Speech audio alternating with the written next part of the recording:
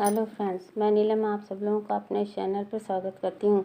आज मैं श्रवण कुमार की कहानी सुनाऊंगी। श्रवण कुमार के अंधे माँ बाप का इकलौता बेटा था। अपने माता पिता की बहुत सेवा करता था और उनका बहुत सम्मान करता था। उसकी शादी बचपन में ही हो गई थी। उसकी पत्नी उसके माता पिता का बड़े बेमन से काम करती थी, लेकिन बाद में श्रवण को जली कटी सुनाती थी। एक दिन श्रवण ने अपने माता पिता को खाना खिला दिया और वे लेटने चले गए तो श्रवण उनके पैर दबाने लगा। साथ में उनकी से कुछ बातें भी करता जा रहा था। उसने बताया, जब वो घर की तरफ आ रहा था तो कुछ लोग तीर्थ यात्रा से वापस आ रहे थे और भजन गा रहे थे। इस पर उसके पिता ने कहा, हमारा भाग कहाँ जो हम तीर्थ यात्रा करें। इस पर श्रवण ने कहा वो उन्हें तीर्थ यात्रा कराने जरूर ले जाएगा। दूसरे दिन सुबह होने पर श्रवण एक बढ़ई के पास गया। बढ़ई उसको देखकर बहुत खुश हुआ और पूछने लगा, क्या काम है। श्रवण ने कहा, कांवर बना दे, क्योंकि वो अपने माता पिता को तीर्थ यात्रा पर ले जाना चाहता है। बढ़ई ने कहा, तीर्थ यात्रा जाने में बड़ी मुश्किलें आएंगी। श्रवण ने कहा, कोई बात नहीं, और उसने कहा कि कांवर जो है शाम तक बन जाएगी, वो उसे ले जाए। दूसरे दिन शाम को श्रवण कांवर ले आया। उसने सबसे पहले अपनी पत्नी को बताया कि वो सुबह माता पिता को तीर्थ यात्रा पर ले जाएगा। फिर उसने माता पिता से तैयारी करने को कहा। अगले दिन सुबह श्रवण अपने माता पिता को कांवर में बैठाकर तीर्थ यात्रा के लिए चल पड़ा। रास्ते में बहुत मुश्किलें आ रही थी, लेकिन श्रवण नहीं घबराया। सभी मुश्किलों को पार करता हुआ बढ़ता रहा। जब रात हो जाती तो तीनों लोग आराम कर लेते। सुबह उठकर फिर चल देते। एक जगह जब रात हो गई और बहुत घना जंगल था, किसी तरह ठीक जगह ढूंढ ली उन्होंने, और फिर अपने माता पिता और स्वयं सभी लोग लेट गए।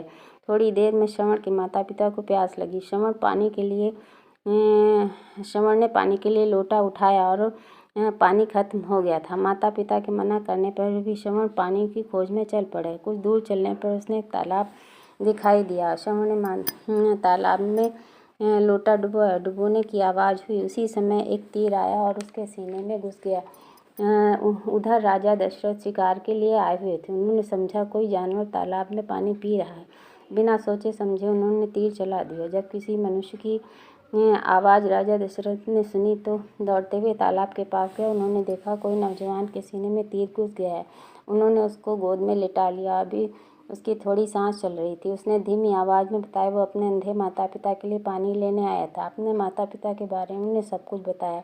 श्रवण ने कहा वो उनके माता पिता को पानी पिला दे। राजा दशरथ ने श्रवण के सीने से तीर निकाल दिया। अब श्रवण की मौत हो गई। राजा दशरथ अंधे माता पिता के लिए पानी लेकर चले गए और उनके पास बिना बोले हुए लोटा बढ़ा दिया। उन्होंने कहा, बेटा, जब तक तुम बोलोगे नहीं तब तक मैं पानी नहीं पीऊँगा। राजा दशरथ ने बताया किस तरह उनके कारण उनके पुत्र की जान चली गई। अब श्रवण के माता पिता बहुत दुखी हुए। उन्होंने दशरथ को श्राप दिया कि उनकी भी मौत पुत्र शोक में ही होगी। ये कहकर श्रवण के माता पिता ने प्राण त्याग दिया। अब राजा दशरथ अयोध्या लौट आए। जब राम, लक्ष्मण और सीता वन को गए तो राजा दशरथ को श्रवण के माता पिता का दिया हुआ श्राप याद आ गया और वे बहुत दुखी हुए। इसी तरह ये कहानी समाप्त हुई।